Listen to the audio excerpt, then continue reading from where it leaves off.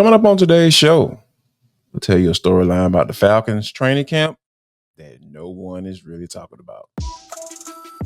This is the Atlanta Sports Party, part of Locked On Sports Atlanta on the Locked On Podcast Network. Your team every day.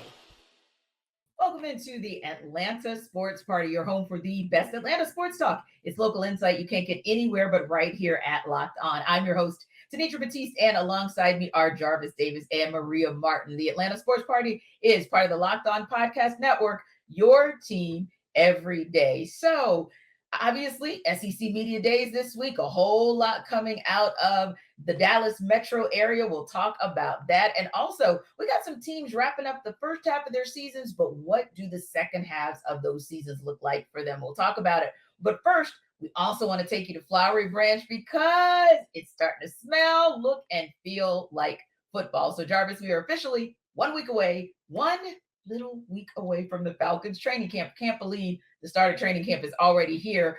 But all the conversations so far have been centered around Kirk Cousins and Michael Penix Jr. But what other storyline do you think is upon us ahead of the season that we're not yet talking about? Or maybe we should talk about enough?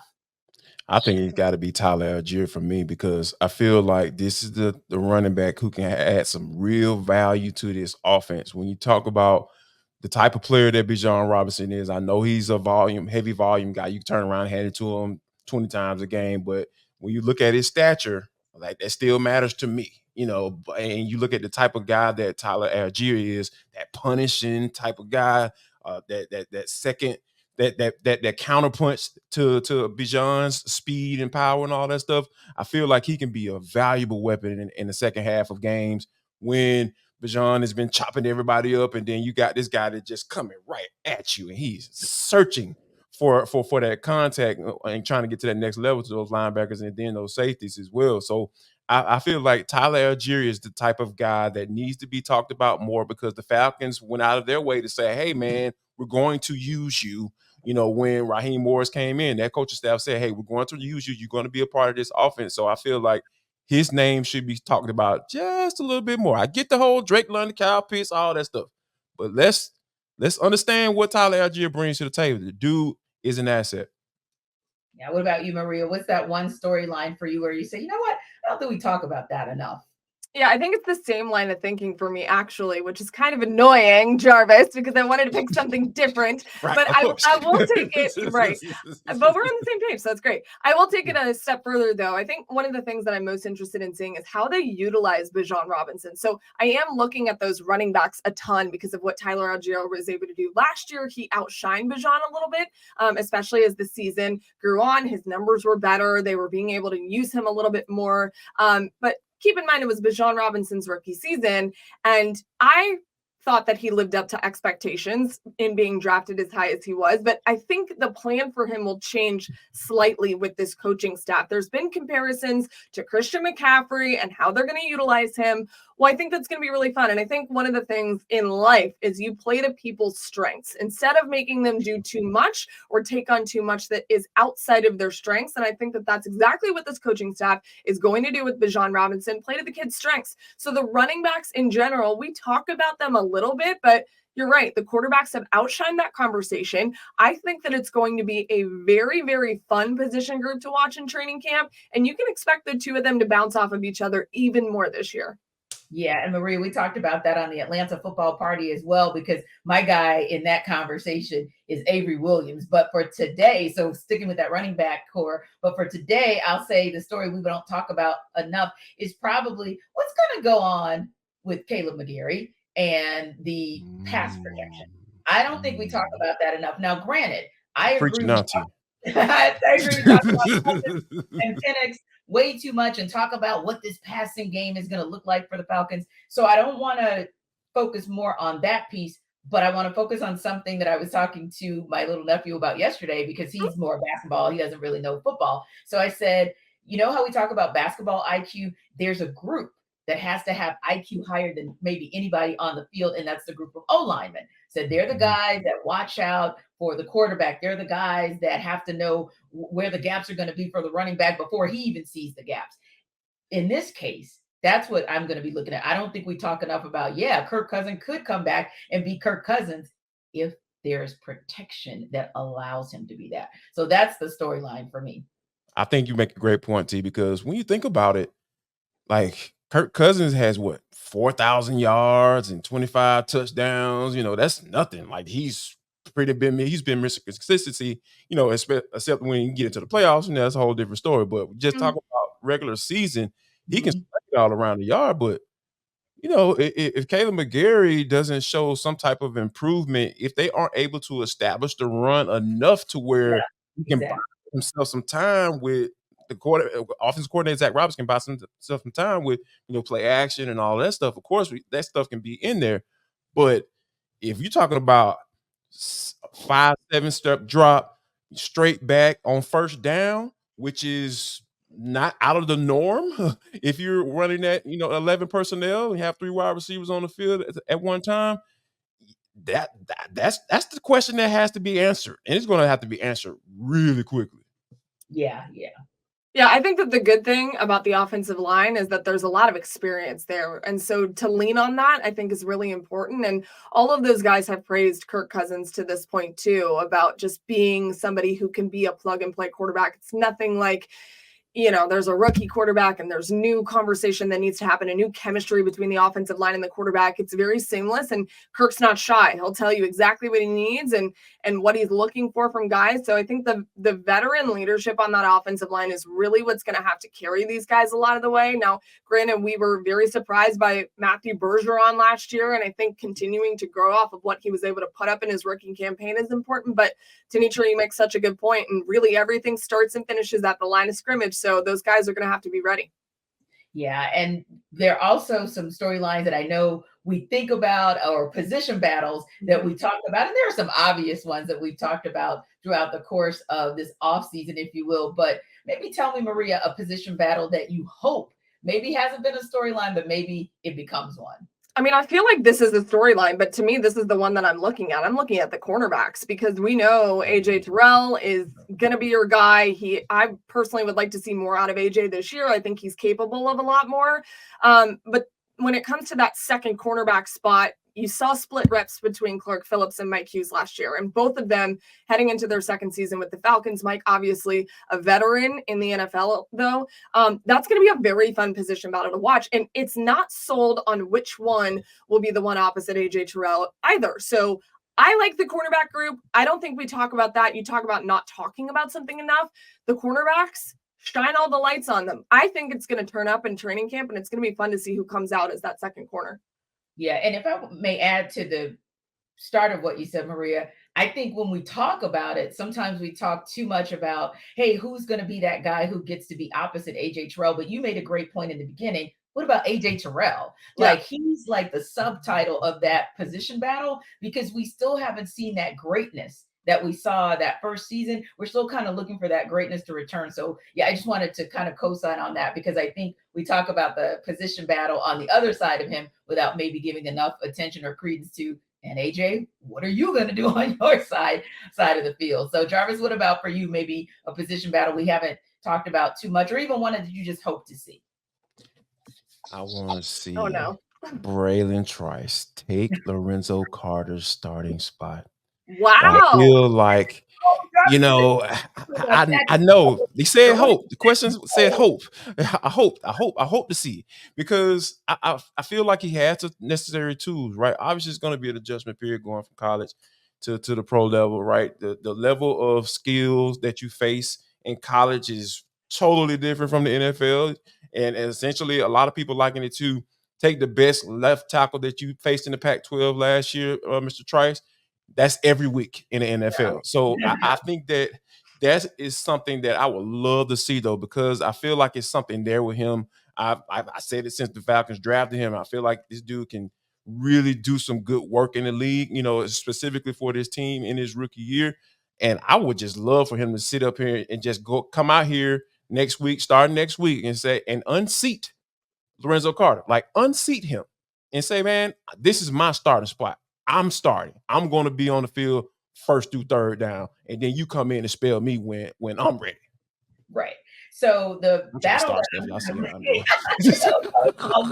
Flip that and put it online. That'll be fun. right. So the battle that I'm kind of looking to see is a two-parter.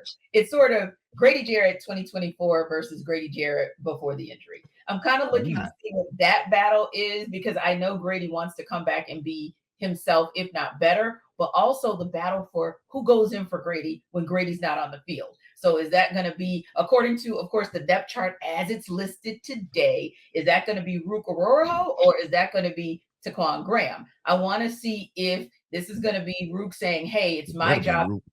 Right, you see, I was better be. Like you would want it to be Rook because you drafted him second round, right? So you would want, second round better be. Shoot. right. You would want him to get that nod, but on the same token, I think we've all been seeing flashes of TQ for longer than we can talk about or care to talk about or even have time to talk about. And yet he's still not been that guy where we know for sure when he comes in, he's going to have to pack the same punch. So I think that's one that we don't talk about very much. The guy may be behind Grady and what he's going to be able to do, or even, dare I say it, the guy's kind of behind that whole defensive front. And if you're not that starter, but you still know you're going to get playing time, I want to see how Jimmy Lake is going to use them and what that position battle will be like as well. So guys, there's been some conversation coming out of Arlington that really started in Athens. And it's interesting to see kind of how Kirby Smart addressed it, but also how Carson Beck addressed it. We'll talk about that when we come back in the deep dive.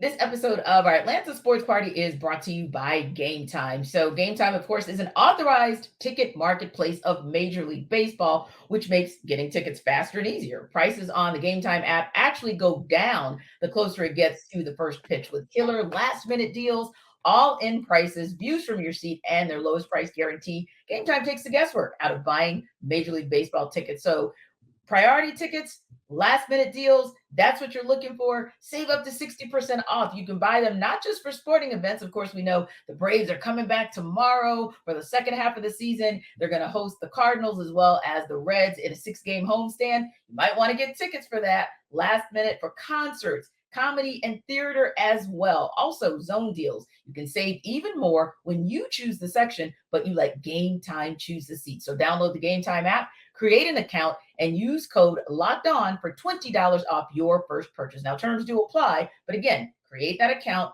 redeem code LOCKEDON for $20 off. Download Game Time today for last-minute tickets for lowest prices that are guaranteed.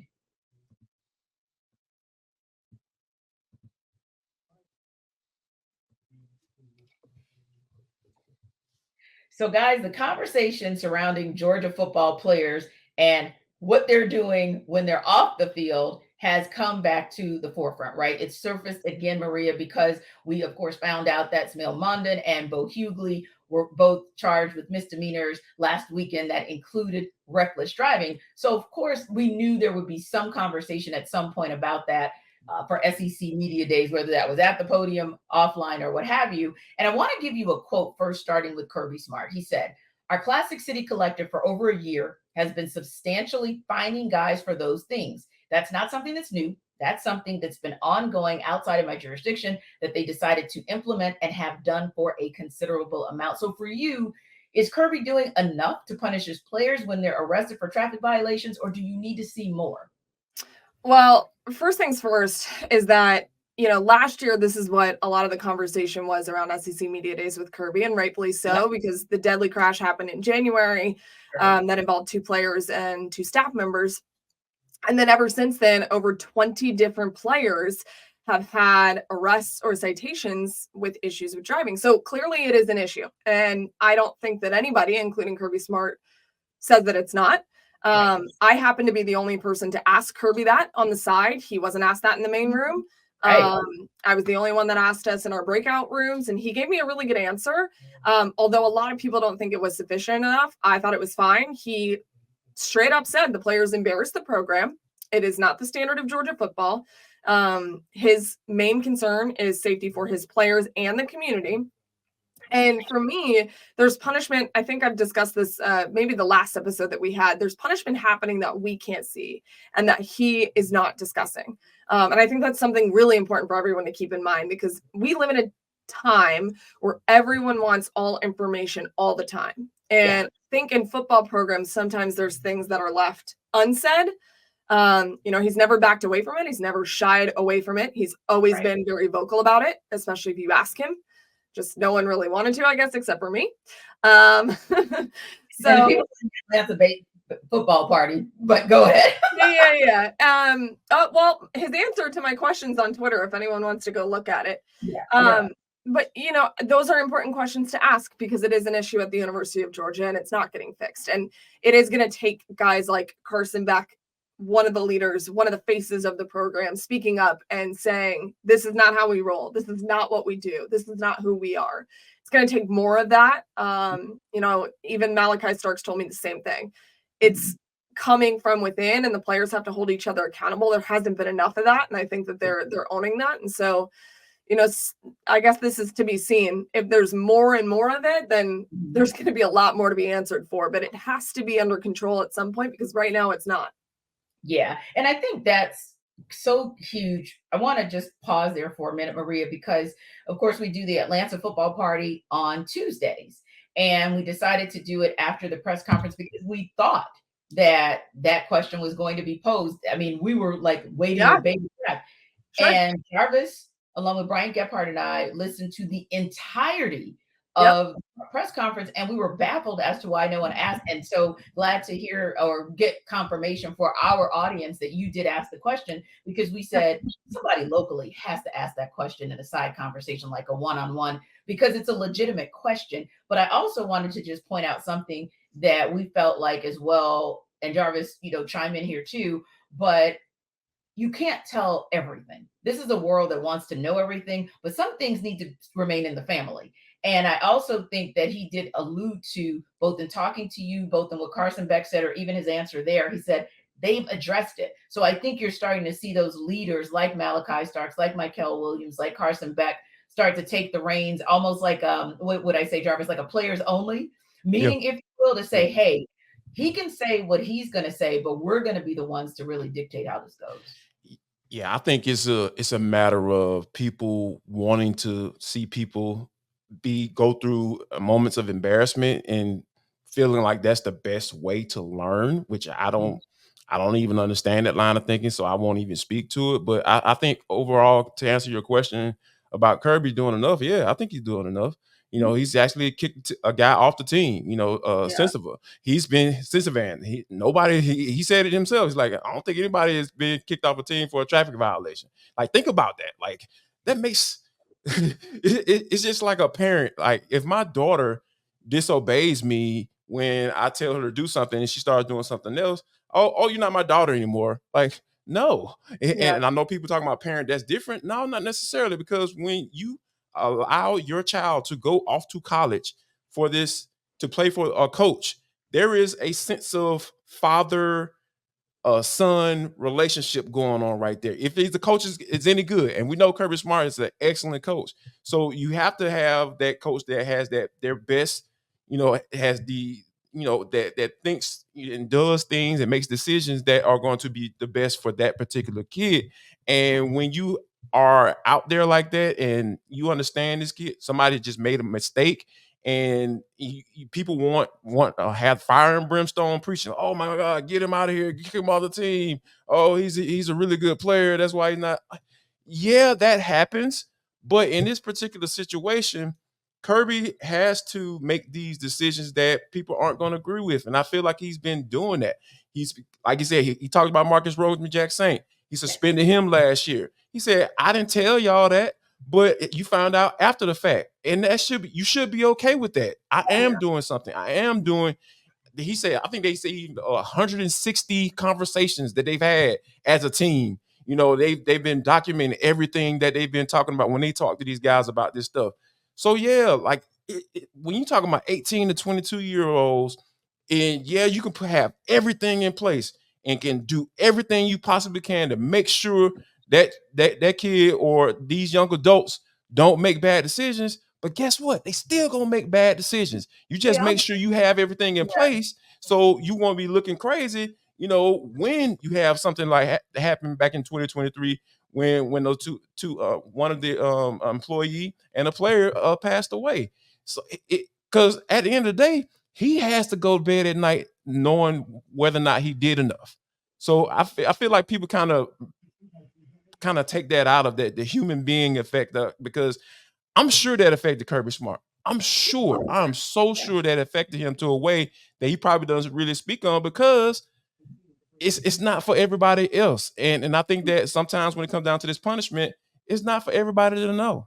Right. And I think we saw the positive impact. I'm going to speak it into existence optimistically, but I think the positive impact of how Kirby Smart managed the Trevor Etienne situation, right? Because it could have been handled, it could have gotten blown out of proportion, especially he's a Florida Gator. All of a sudden, he talked about in a podcast, kind of alluded to the toxicity over there in Gainesville versus what he was experiencing in Athens. And all of a sudden, all this positivity, you're blowing it up in smoke because of what you're doing. But yet Georgia handled that. And also, Maria, I think it was a week or so ago, you had a one-on-one with Jonathan Ledbetter, and he talked about how Kirby Smart manages those situations, the good way he manages them, the meaning, and when I say good way he manages them, meaning evaluating, hey, when does this guy deserve a second chance for redemption? But when is this guy giving you enough chances? And now, like Jarvis said with Sisavon, it's time to move on. Yeah, I think what's so important to remember here is that there is so much that goes on behind those doors that we are not privy to. And I think this is a world where assumptions are made so often when it comes to football programs. And there's just so much information. I can't even stress that enough. So many things happening on a day-to-day basis that coaches are dealing with that they don't need to explain. I am always going to believe that, because in order to run a program, you don't have to paint everything out for everybody. If you're running it correctly and you have enough players that are doing the right thing, which, yes, that is in question right now for Georgia, given the sheer number of incidents that they've had within the last year. But if you're doing all that stuff, there's no reason to fully explain everything that you're doing. It is happening. You're hearing it from other players that he's disciplining them in ways that are appropriate or that he deems appropriate for his program. And I think another thing too that he mentioned to me that I thought was interesting but not surprising, he said that, comments that come from me are not going to hit the same as they do from the players, meaning player accountability. You guys have these internal meetings with each other, because let's face it, we've all been 18 to 22 years old. All of us have thought, oh, adults, they don't know everything. We know everything, whatever. It's human nature. We've all been that age. So if you hear it from your teammate, hey, you're being an idiot. Hey, you're being dumb. Don't do this. That's going to hit you a little bit differently. You respect your coach, you listen to them, and all those things are good. And he does say those things. But I think it's very good that he pointed out that he does want his players to be more vocal with each other, more accountable, player-led meetings. Those things are really, really important, especially when things are getting out of hand. They clearly have in Athens. No one is questioning that. Kirby's not questioning that. The players are not questioning that. It's just, how do you move forward? How do you eliminate that from happening? That is a massive question that I don't know that a single person can answer. It's going to take a lot of people. It's not just one person. Yeah, exactly. And like Carson Beck said, there are hundreds of players in the program. A large percentage of the guys are very focused. They're staying on top of things and they're following the rules. But obviously, things happen. Guys make mistakes and there are consequences for that. But hey, what they're going to do is continue to realize that they need to be intentional in the moment. He said it doesn't matter if you get there 5 minutes early. It's not going to change anything. So we just have to slow down and we just have to follow the rules. So maybe some teams locally in another way are slowing down as they reset after their all-star break to figure out what is it that they're going to do. We'll talk about it on the other side and what's next.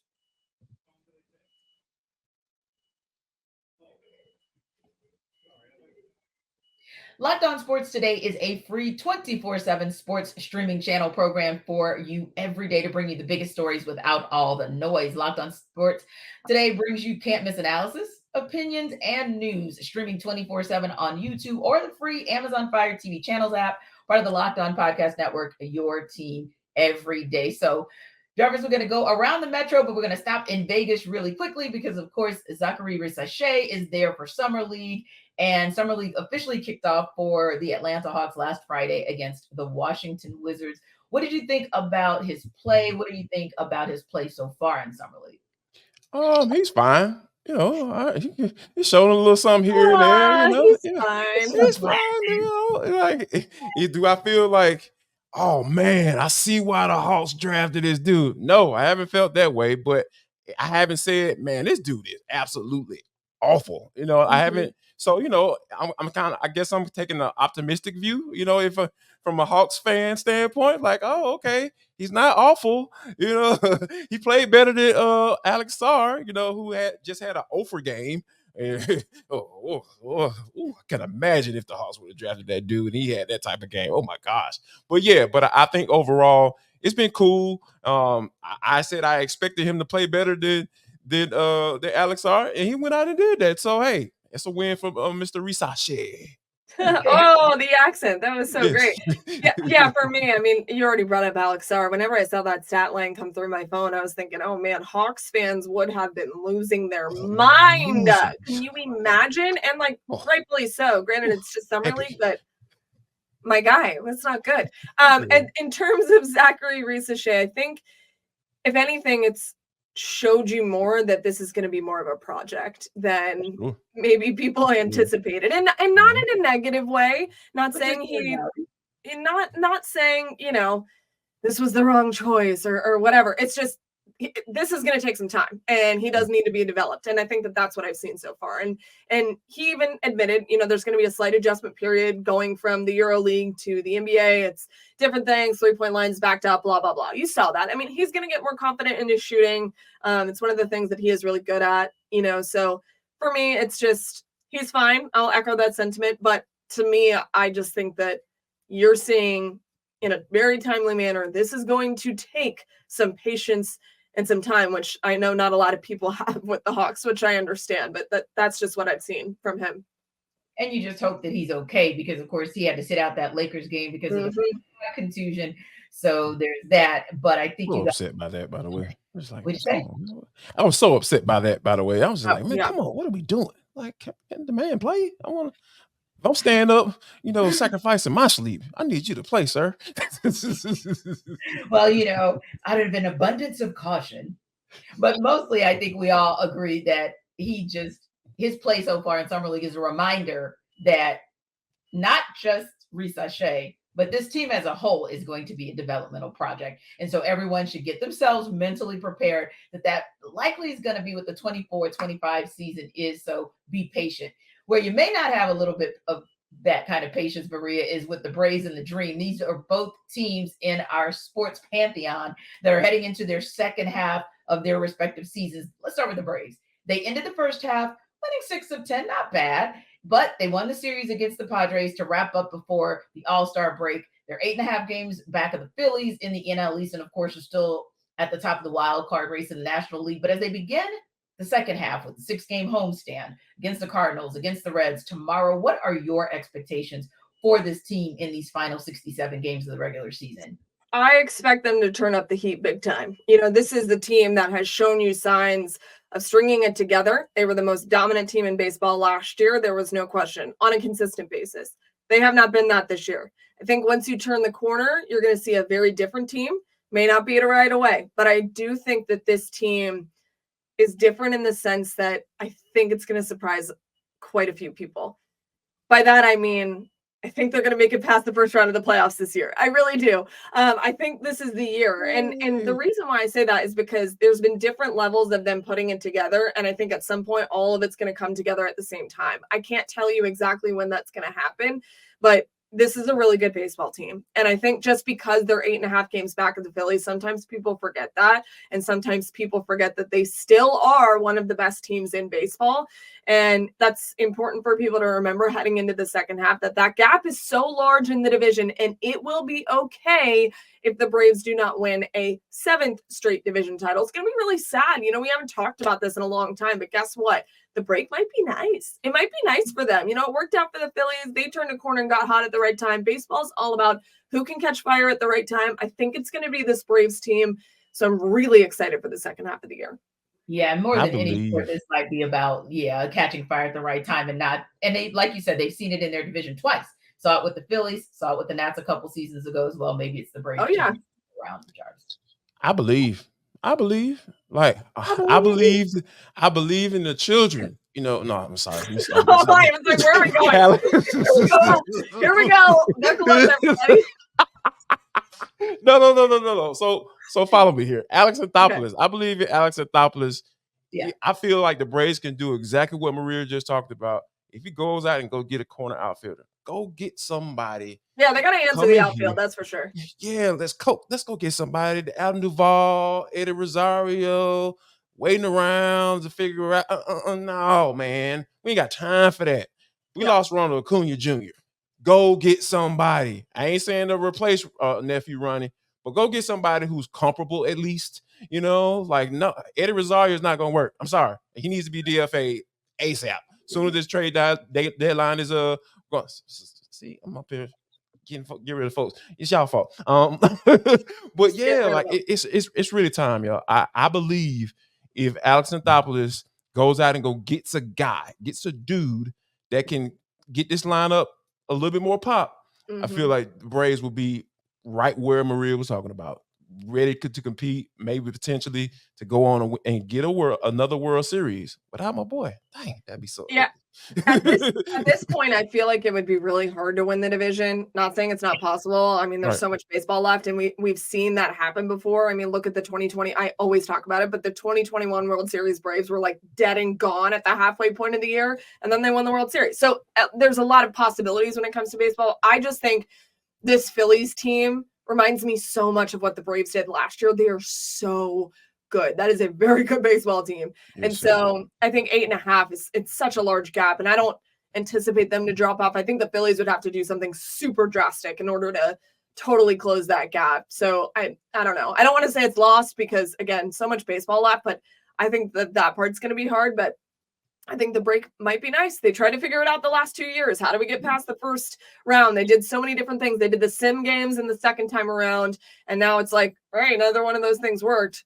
Maybe a break, maybe not having a break and being able to play through it is the answer. Yeah. And I think it's probably something that Alex Anthopoulos has been working on for weeks now. But like we all know, that camp keeps it super quiet, which is a good thing because then they can leverage a little bit better as you get closer to that trade deadline and you start to find out who the sellers are and who you want to partner with to become a buyer. But there's another team that has some decisions to make, and they're kind of facing a crossroads, and that's the Atlanta Dream. I mean, they're at a point in place where now going into their All-Star and Olympic break, they're 7-17. They've dropped 8 straight games. They've fallen below the playoff line. What's your expectation, Jarvis, for how they finish the season when they return from their break and have to host the Seattle Storm?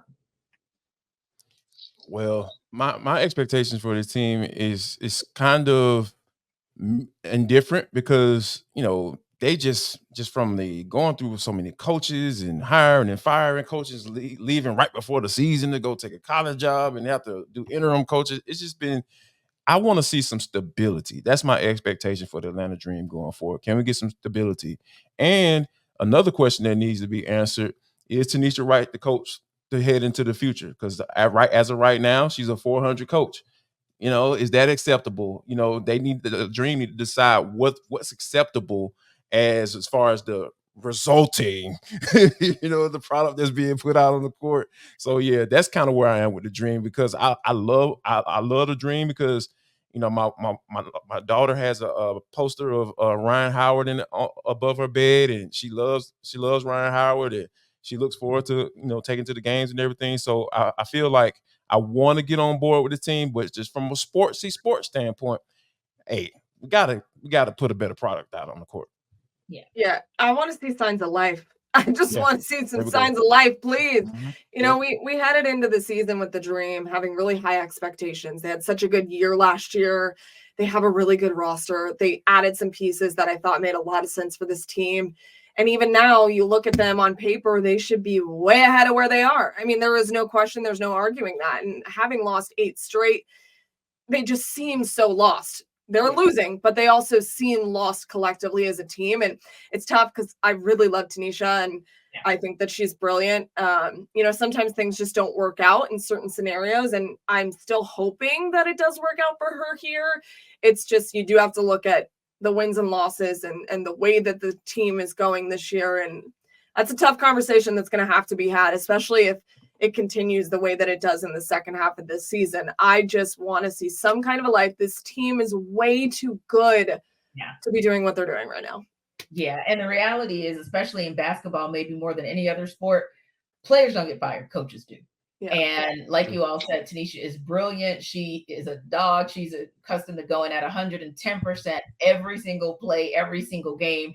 And it's been tough because she has her philosophy, and I don't know if it's resonating like it should. I don't want to see her part ways with the team or them part ways with her. But the reality is, at some point when you get into this situation where you started the season in like maybe that 5th, 6th spot, and now you're not even in the playoff picture, and there's no reason to think that you're going to get there as you currently are playing, something's going to have to change. And it may change during this break. It'll be interesting to see what happens in a month, because of course they're going to be out for an entire month due to the Olympic break. Thanks to our everydayers for making the Atlanta Sports Party your first listen of the day. Be sure to stop by Locked On Hawks for your second listen, and be sure to like and subscribe to our YouTube channel. We are also free and available wherever you download your podcasts. We'll see you on the Atlanta Football Party Monday.